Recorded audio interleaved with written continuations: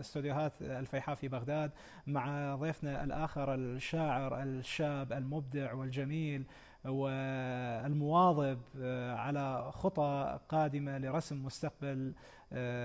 مستقبل الشعر اللي هو يحرص على أنه يكونها شوية شوية. فاليوم تعنا وإجانا من مدينة الديوانية أو من قضاء تابع إلى مدينة الديوانية إلى بغداد، حتى يكون خلال 20 دقيقة أو 25 دقيقة يكون بها من خلالها وياكم، ونتعرف من خلال هذا الوقت الطيب على هذا الشاعر الجميل الشاعر أحمد الخزعلي. أهلا وسهلا بك أحمد، ونورتنا اليوم في صباحكم الله بالخير، وأحييك على يعني هذه الروحية اللي تمتلكها، وعلى تحديك وعلى طموحك ومواظبتك رغم انه اكو عواقب يعني ومعرقلات في طريقك، الى انه قدرت توصلنا اليوم. واهلا وسهلا بك وصبحك الله بالخير. اهلا وسهلا ومرحبا. السلام عليكم ورحمة الله وبركاته. وعليكم السلام. احمد تحية. نعم تفضل. الى قناة الفيحاء على استضافتي في هذا البرنامج الرائع، وأقول صبحكم الله بالخير نعم. والعافية. السلام على العراق، السلام على كل أب عراقي شريف، السلام على كل أم عراقية، السلام على أبطال الحشد الشعبي، السلام على الجيش العراقي الباسل، السلام عليكم ورحمة الله وبركاته. وعليكم السلام. ما دام تحدثت عن الحشد الشعبي، أعتقد لك قصيدة خاصة لدعم أبناء الحشد الشعبي، يا ريت لو نفتتح بها حوارنا لهذا اليوم. بالحقيقة أستاذ صباح، نعم.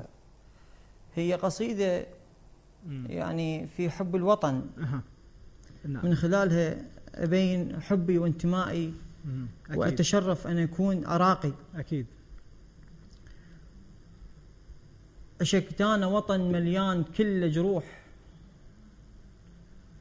بس هذا الوطن ما همته جروحه، ينزف أنا أشوفه وهمه كذب العين، وهو الضحكة يمه وفرحته بروحه. العراق أصله جبل لا ما تهز الريح، لا والله الرياح بصفة مطروحة، عيد وفرحة انت وبالفرح معروف، وحزنك بالشدايد كنه مرجوحة. انت الغيرة عندك كنها بالشريان، ومن جرحك نعرف الغيرة مفضوحة، عين وخاف تبكي وشنهي يعني دموع تبكي العين انت بدمعة ممسوحة. شجاع انت وشهم معروفة بالكلفات، بالغيرة رسم مرسومة لك لوحة، حط ايدك بايدي ونسحق الارهاب، وخل واحد يجي على الغيرة يدنه، ما يهمنا الحرب نتعنى للموت اذا واحد قدر منهم يضدنا. رايتنا شرف وترفرف بزود، عراقيين كنا رباط جدنا، من نقبل مناية وناخذ أرواح يعرف بينا الله وما يردنا. احنا الغيرة عدنا بزود عباس، عراقيين كنا رباط جدنا، علينا الما سأل خل يسأل الكون صاحب تجربة ويعرف عددنا. من نهجم عليهم داعش تروح ما نحمل سلاح الغيرة عدنا. سلامتك. صح لسانك صح لسانك. حياك يا صاحب دينك على هذا الكلام الجميل والمؤثر والرائع. حي الله أصلك. الله يخليك أحمد. يعني أنتم في مكان بعيد ربما عن الديوانية، مو نفس الديوانية ومركز الديوانية نفسه، مثل ما تحدثنا أنا وياك قبل هذه الاستضافة الطيبة والكريمة. يعني هذا ايش قد يشكل عائق عليك أنت كشاعر، لك طموحك وتحب أنه يكون لك اسمك، وأيضا مشاركتك في المهرجانات وفي المحافل الشعرية أينما كانت. يعني ايش قد مأثر عليك أنت كشاب في مكانك هذا، يعني موضوع المكان وبعد الإعلام عنكم؟ بالبداية يا أستاذ صباح، يعني هي معاناة يعاني منها مو بس أحمد الخزعلي، كثير من الشعراء. نعم. شباب. نحن في منطقة المهناوية، ناحية تابعة لمحافظة الديوانية. نعم. تقريبا 50 كيلومتر عن المحافظة تبعد. عانيت ما عانيت، كما هو معروف لدينا في المحافظة قضاء الشامية، نعم، يحتضن الشعراء الشباب، نعم، لكن بنطاق ضيق. نعم. في وقتها ما كان يعني الشعر الشعبي متواجد في منطقتي بصراحة.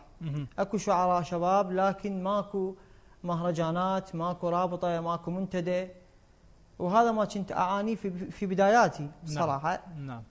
فاختلطت بمجموعة من الشعراء في قضاء الشامية عن طريق الشاعر المبدع، وهذا شرف اللي اذكره، الشاعر نماس الغريري هو اللي وصلني للشامية.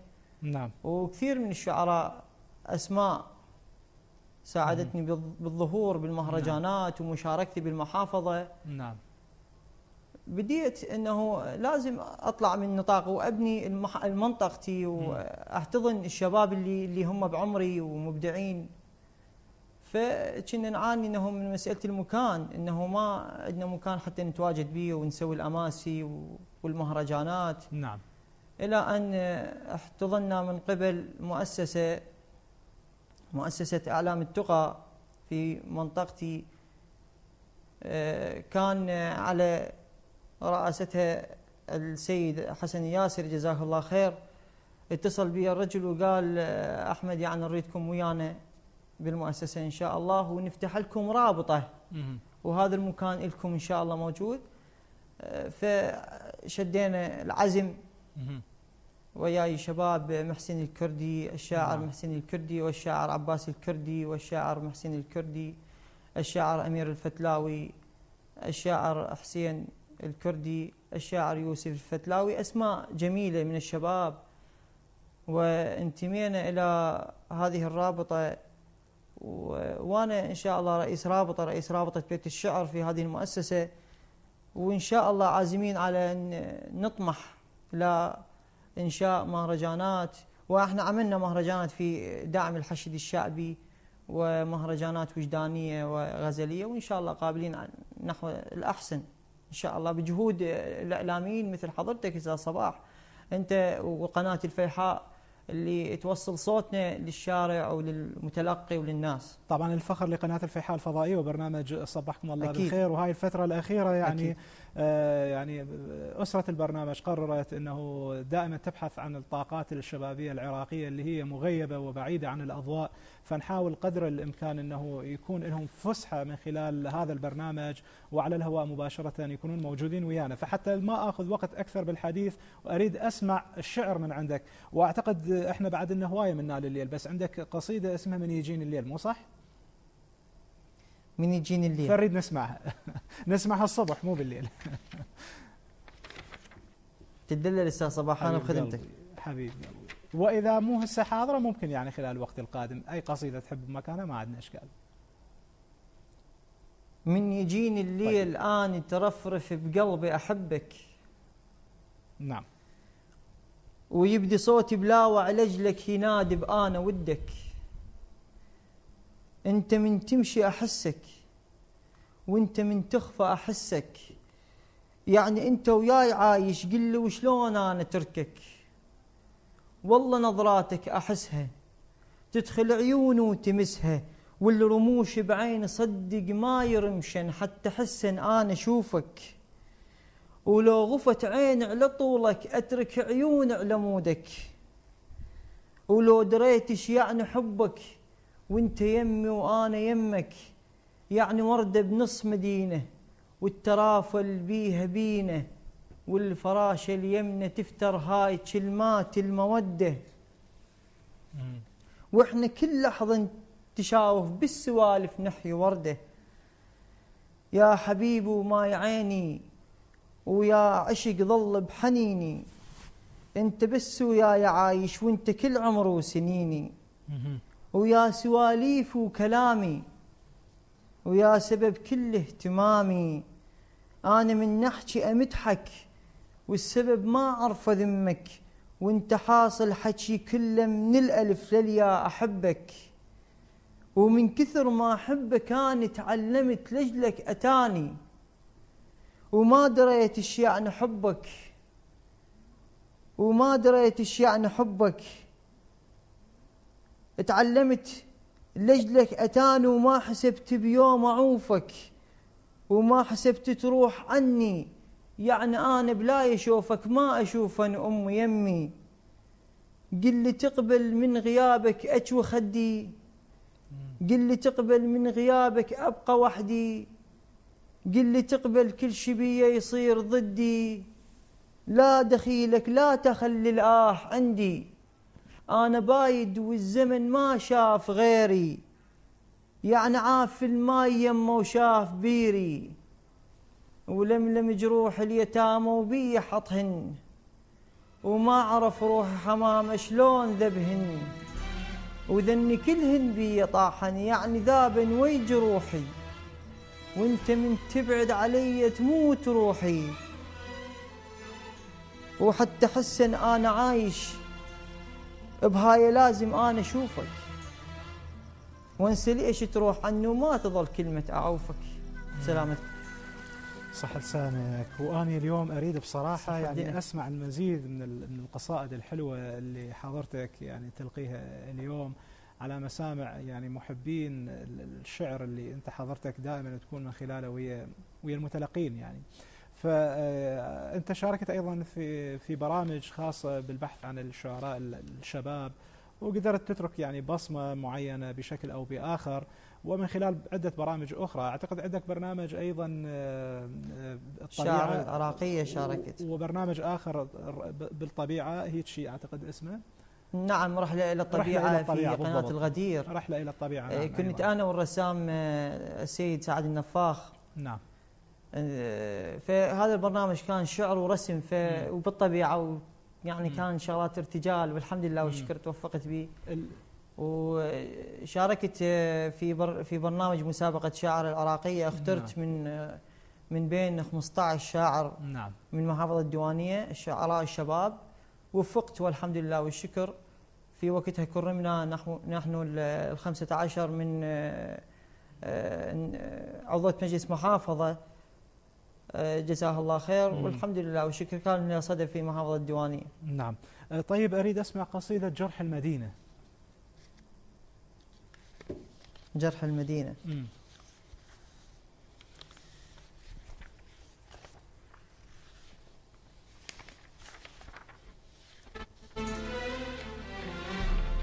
قلبي عاش من الصغر قصة حزينة، قلبي لوي الجرح رفجة مدينة، قلبي مشهور البكي تارك بنص الشوارع حصرته ودمعة ونينة.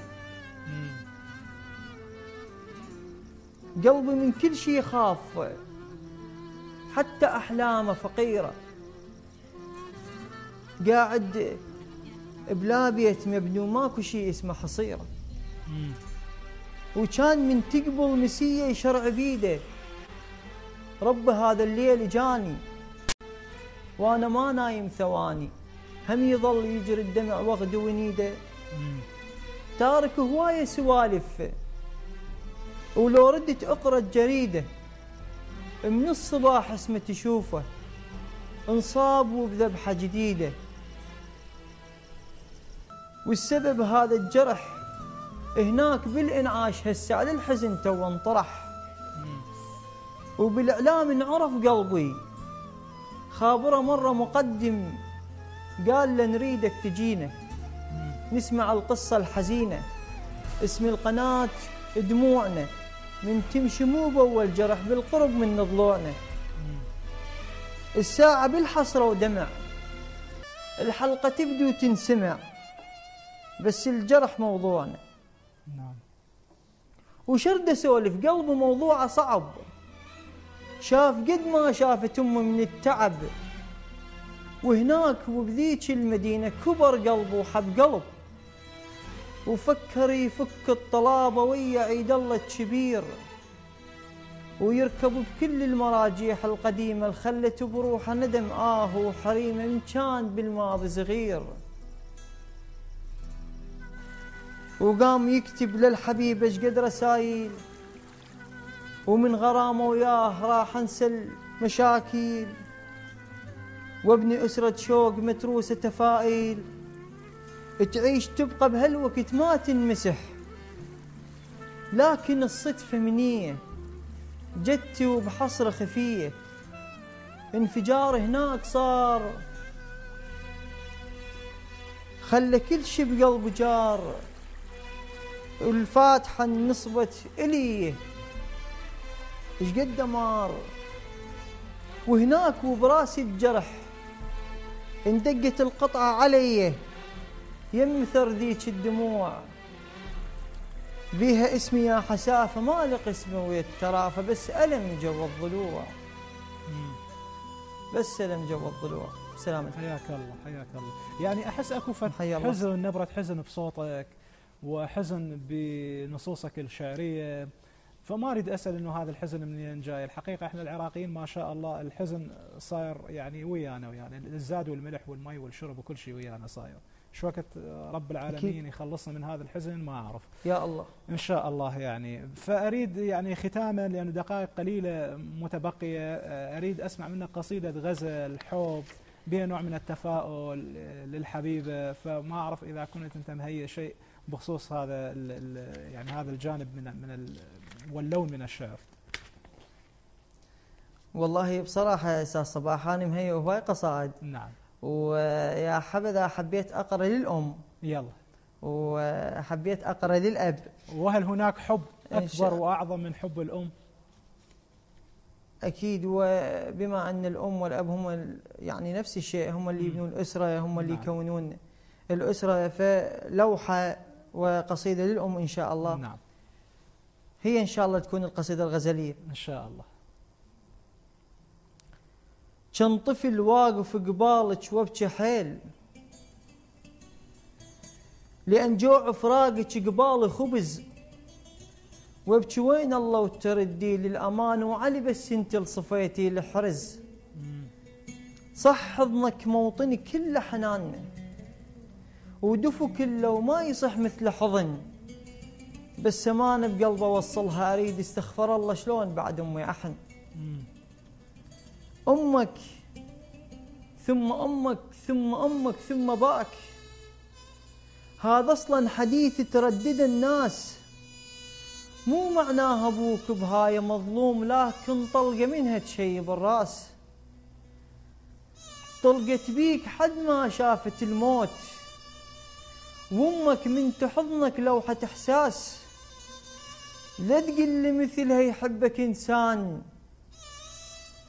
لأن أنت نفسها بين الأنفاس 9 شهور لجلك شافت الضيم، بس شوفتك عتها تعادل الكون، من تبكي على مودك شنه الدموع، لا والله على مودك توقع عيون. أمك شنها فرحة وانت فرحان، وإذا ضايش تشوفك تنعب جنون، دخيل الله على اسمك ربي يحميك، يحفظك من شرور الما يخافون. أمك وأمك بس تريدك تكبر بساع، واشوف انك عريس قبال مزيون، وحن جفوف ايدي بفرحة عليك، وطش روح على مودك واهليه، وادعي بهالمسية وارفع الايد ربي بجاهك انت تحفظ ليه، واشوف ان انا ولده وكل شي ما اريد، واخليهم بحضنه وهاي هي، إذن رحمة إلهك أمك وياك جنة وتندعي لك كل مسية. سلامتك.